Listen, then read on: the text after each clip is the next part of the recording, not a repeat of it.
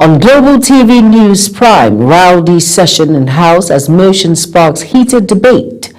In Business, Tinubu writes Senate seeks fresh 1.15 trillion naira domestic loan to fund budget. On foreign, Christian Muslim Nigerians push back on Trump's threat.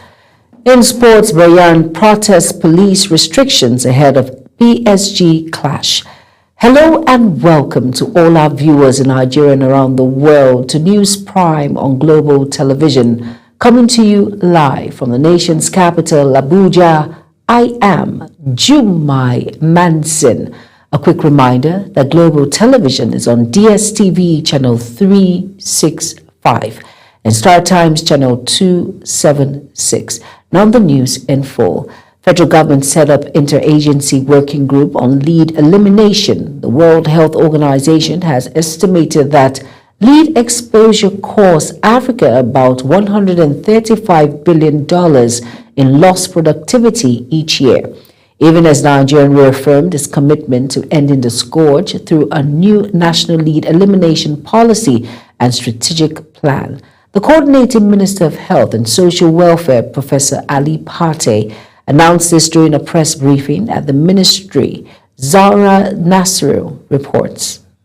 National Lead Poisoning Prevention Week brings together individuals, organizations, industry, and state, tribal, territorial, and local governments to reduce childhood exposure to lead by increasing lead poisoning prevention awareness and education. Speaking at the National Lead Poisoning Elimination Day in Abuja, themed No Safe Level Acts Now to End Lead Exposure, the Coordinating Minister of Health and Social Welfare, Professor Muhammad Ali Fati, represented by the Permanent Secretary Daju Kacholum, described lead poisoning as a serious public health emergency that undermines human capital development.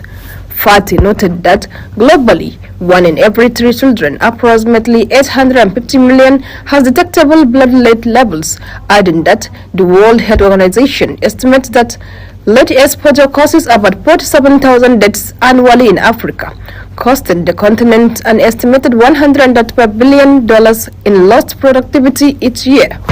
Forward, our focus will be to formally launch the National Lead Elimination Policy and Strategic Plan with clear targets and funding frameworks, expand diagnostic and laboratory networks of blood lead testing nationwide, strengthen surveillance systems targeting vulnerable groups, especially children and pregnant women.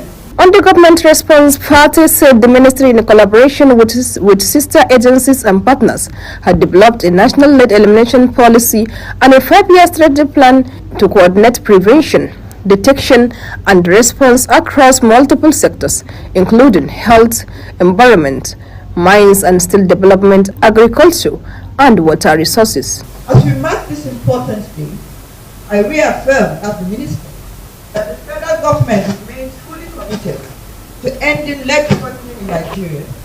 This commitment aligns with our national health priorities and global efforts under the International Lead Poisoning Prevention Week, coordinated by the World Health Organization and the United Nations Environment Programme, UNEP. He further revealed that in September 2025, he inaugurated the National Interagency Working Group on Lead Poisoning Elimination, tasked with strengthening surveillance, reviewing regulations, and mobilizing sustainable financing to end lead exposure in Nigeria. Zahra Nasr, reporting for Global TV News. There was a rowdy and highly charged atmosphere in the House of Representatives on Tuesday as lawmakers clashed over a motion of urgent public importance seeking an investigation into the alleged illegal allocation of federal government land at the Lagos International Trade Fair Complex. National Assembly correspondent Anete Patrick has details. What began as a routine plenary soon turned chaotic. Tension rose when lawmaker Ademoyi Kuyi sought to present a motion of urgent public importance on alleged illegal land allocations at the Lagos International Trade Fair Complex.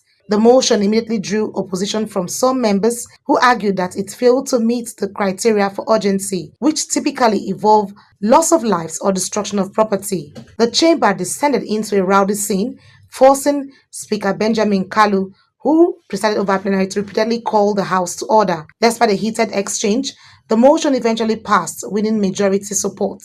But the uproar resumed moments later as lawmakers raised fresh objections while the motion moved to its next stage. The Speaker once again had to intervene to restore calm. Point of order,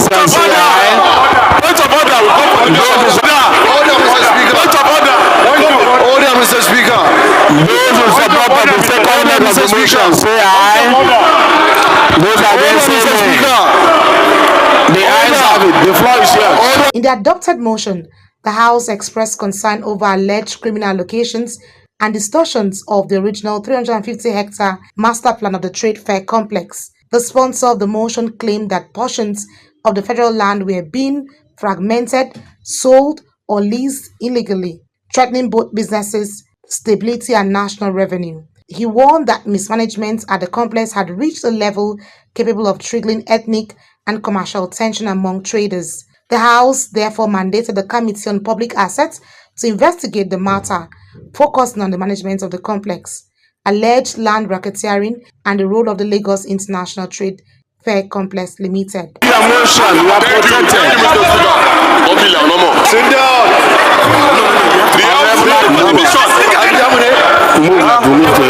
But just when the chamber appeared to settle, another wave of commotion broke out after a member moved for an executive session, sparking renewed confrontation among lawmakers. The session later went behind closed doors, but the controversies over the Lagos Trade Fair land is far from over. The outcome of the investigation could determine the fate of one of Nigeria's largest commercial hubs. From the National Assembly, Annie T.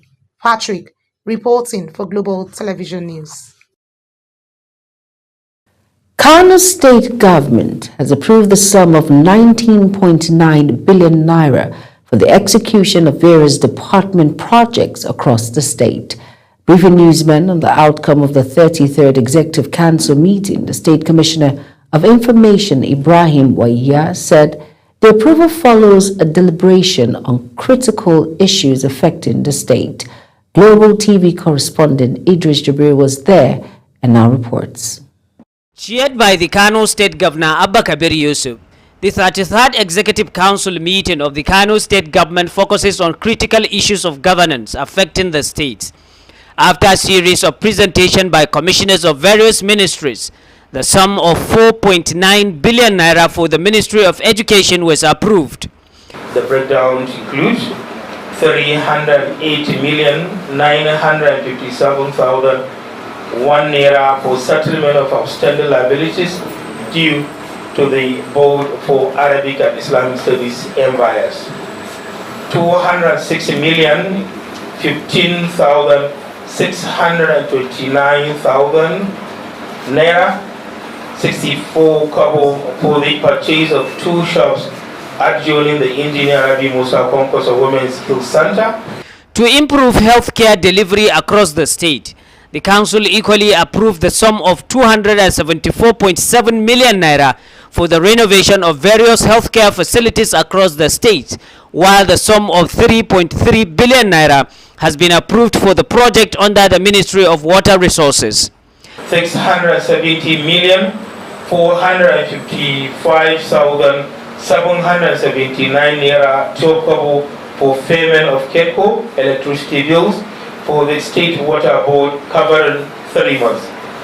1,772,800,000 for settlement update on diesel, AGO, and petrol fuels supply for water treatment plants and the Water Board headquarters. To enhance energy sustainability in Kano, the council approved the sum of over 900 million naira for the supply and installation of solar-powered street lights across the state. 139,528,317 naira 83 kobo for supply and installation of alternative solar power system at the Council Affairs Directorate. 840,361,675 naira 73 kobo for supply and installation of 150 kV solar powered backup system at Africa House Government House. Meanwhile, the commissioner say Kano State Governor Abba Kabir Yusuf has since directed all ministries affected to immediately commence work and ensure prudent management of government resources. From Kano, Idris Jubrin, Global Television News. A new dawn for the Defense and Police Officers' Wives Association, DIPOA, as a seamless transition of leadership takes place for the 16th DIPOA president. The outgoing president, Mrs. Ogogo Gwabin Musa, called for stronger bond within the association as she passed the baton to her successor, Mrs. Mernan Femi Oluyede, in Abuja. Samuel Odi completes the story. The handing and taking over ceremony marks the end of an era and the beginning of another, as the outgoing DIPOA president firmly transfers the mantle of leadership to her successor, promising continued empowerment for military and police families across the nation. The atmosphere was filled with grace, gratitude, and optimism as members of the Defense and Police Officers' Wives Association gathered for the official handover ceremony at the association's national secretariat. The outgoing president says leadership is about continuity, and she is handing over with a heart full of gratitude and confidence. She urged the incoming president and her team to remain steadfast in promoting unity, discipline, and compassion among members. Together, we champion women empowerment and skill building programs, creating opportunities for personal growth, dignity, and self-reliance. We also invested in the welfare of our barracks community through health and family support initiatives. While giving her acceptance speech, Mrs. Fenan Femi Oluyede appreciates the outgoing president for her visionary leadership and ensuring contribution to DIPOA and the nation at large. Today marks not just a ceremony of transition, but the continuation of a profound mission to support, uplift, and empower the families who stand behind the men and women safeguarding our nation. As our officers, soldiers, airmen, sailors, and police personnel dedicate their lives to securing our nation, we must stand as the shield behind the shield. Oluyede added that together, the sustained values of service, sacrifice, and sisterhood that defines DIPOA shall continue to reign louder as all members join hands with her in the new journey. Samuel Odi for Global Television News. You are watching the live broadcast of News Prime. When News Prime returns, Ghana, Nigeria customs straighten ties for regional trade. Details coming shortly, plus foreign and sports stories on the other side of this break. Please stay with us.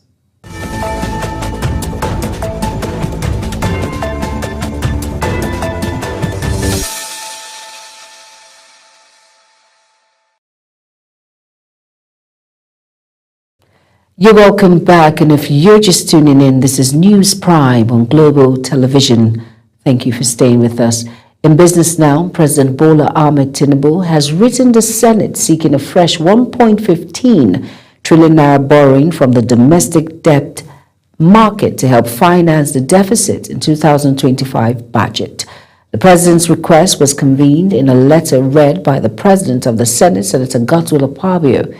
The letter stated that the proposed borrowing is intended to bridge the funding gap and ensure full implementation of government programs and projects under the 2025 fiscal plan, adding that the request for the approval of the National Assembly border on program to fund the 2025 budget deficit.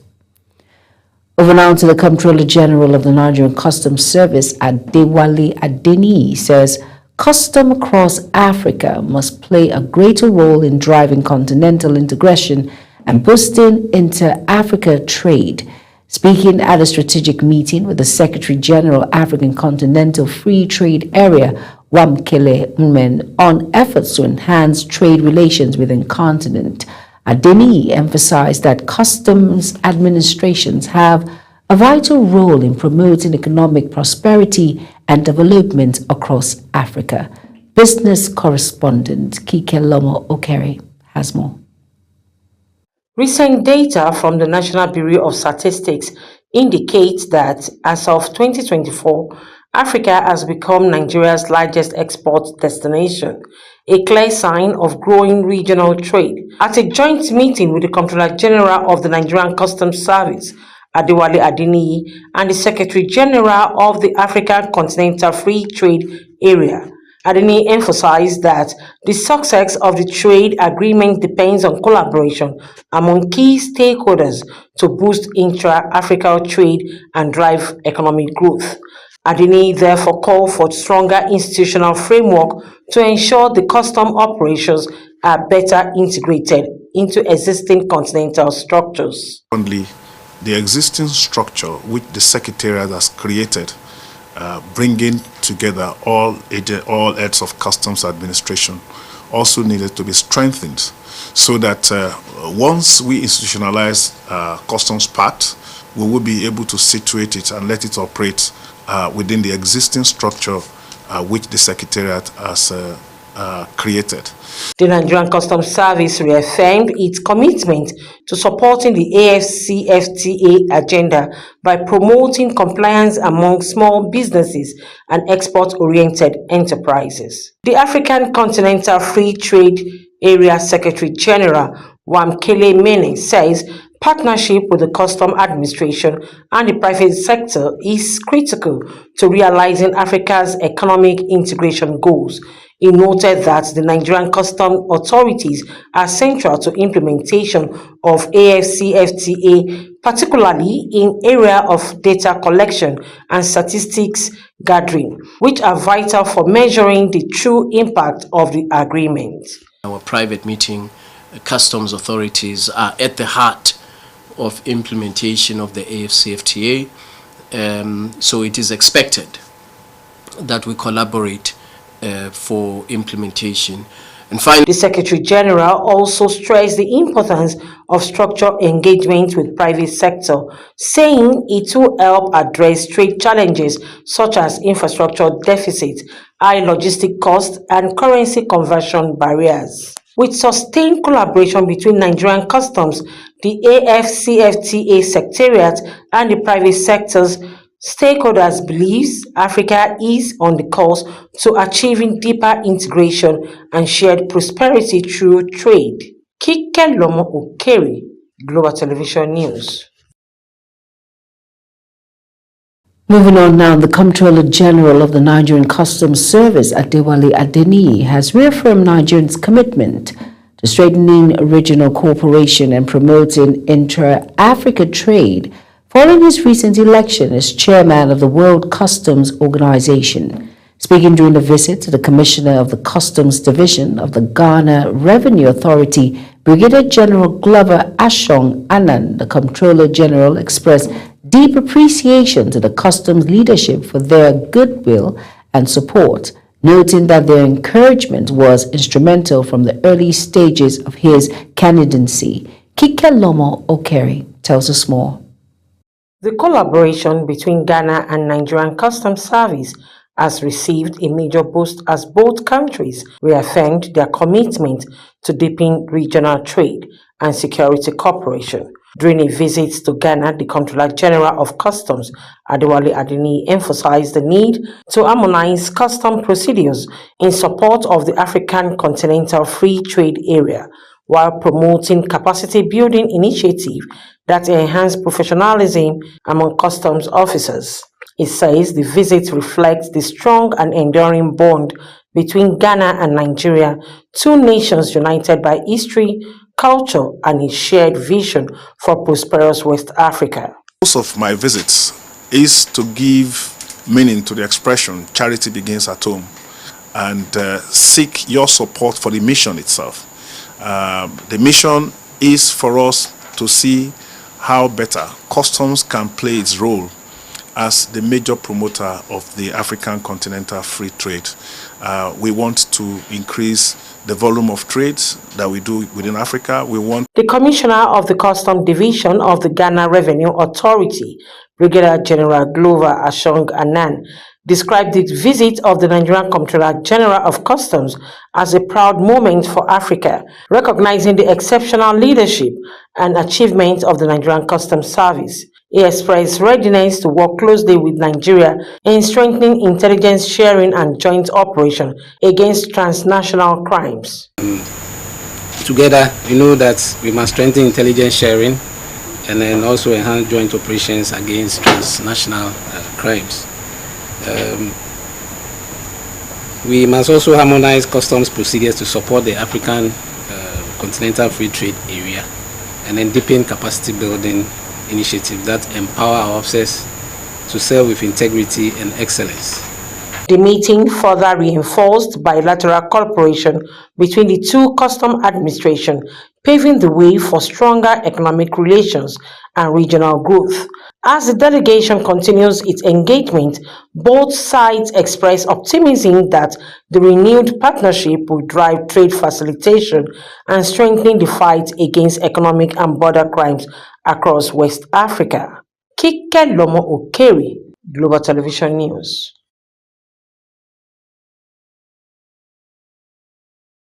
Over now to the Philippines, it's deepening its economic footprint in Nigeria as its ambassador reaffirms commitment to building stronger business ties with key stakeholders across the country. Samuel O.D. reports for Global Television. In an exclusive interview with Global Television, the ambassador of the Republic of Philippines to Nigeria, Melso Melio, emphasized the shared vision of both nations to expand trade, investment, and industrial cooperation. The envoy noted that the Philippines is keen on partnering with Nigerian entrepreneurs in sectors such as fashion, hospitality, agriculture, manufacturing, ICT, education, and renewable energy, describing Nigeria as a strategic economic partner and investment hub in West Africa. Fit into the objective of the Philippines, of the Philippine Embassy in Nigeria, to promote collaboration and strengthening of relationship between stakeholders of the fashion industry in Nigeria and the Philippines. So as we move forward, we would like to make this as a platform where we can link them up with their counterparts in the Philippines, and for both sides to work together to take advantage of the potential that both countries offer in the fashion and design industry. The Philippines and Nigeria, these are very big countries in terms of population, and coming with it the opportunities and potential.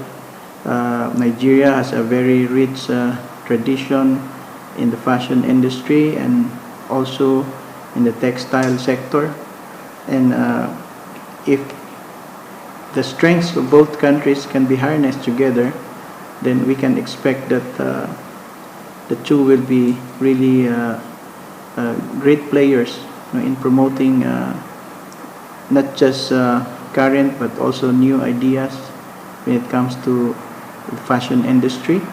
We have very rich experience in terms of this sector, and perhaps a new relationship between the players of both countries in this sector will be very fruitful in terms of the future.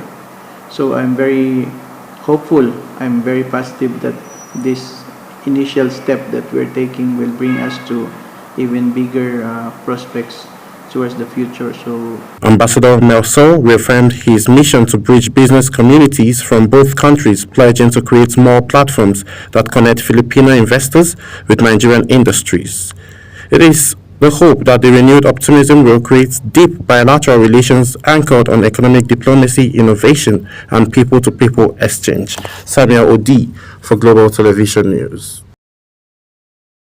On the foreign desk now, Nigerians across religious spectrum are pushing back against the United States President Donald Trump's threat of military intervention over what he has alleged to be the killing of Christians in the country.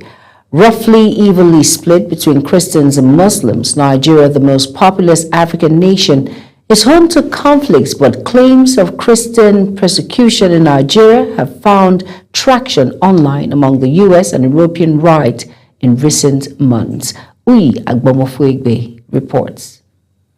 Leader relied upon to reach his conclusion. We don't believe in rumor or hearsay. We believe the President of America should listen to good voices from this country, reliable and honest voices from this country, and rethink over this his so-called decision.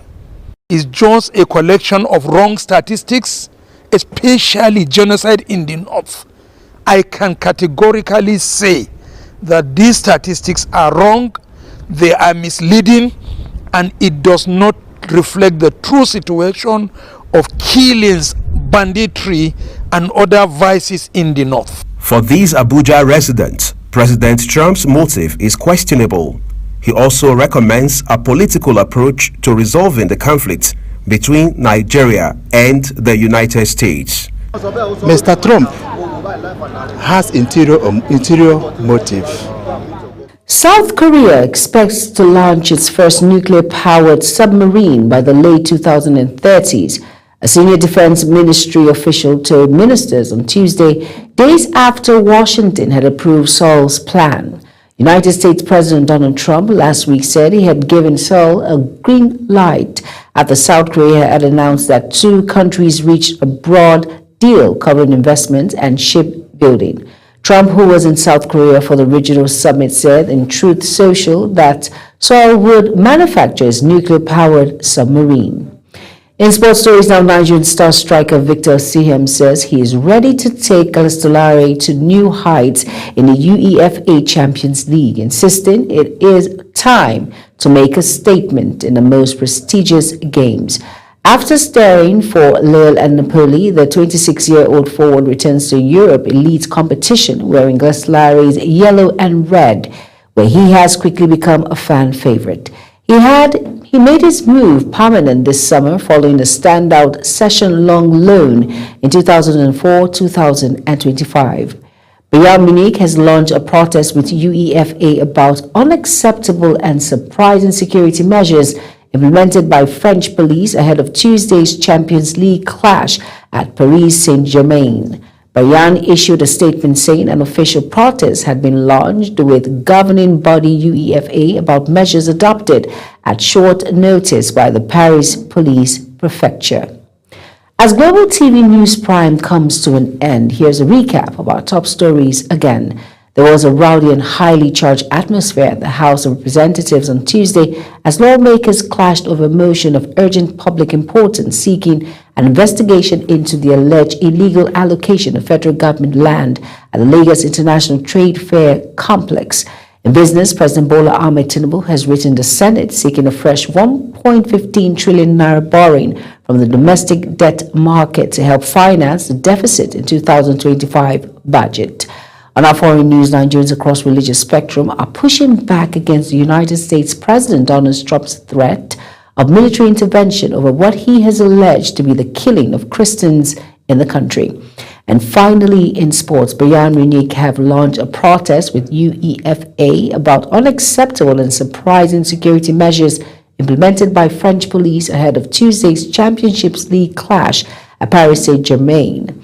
And that's it on Global TV News Prime. A quick reminder that Global TV is on DSTV channel 365 and Star Times channel 276. Kindly follow us across all social media platforms now showing on your screen by using @GlobalTVNG. I am Jumai Manson. Thank you for watching.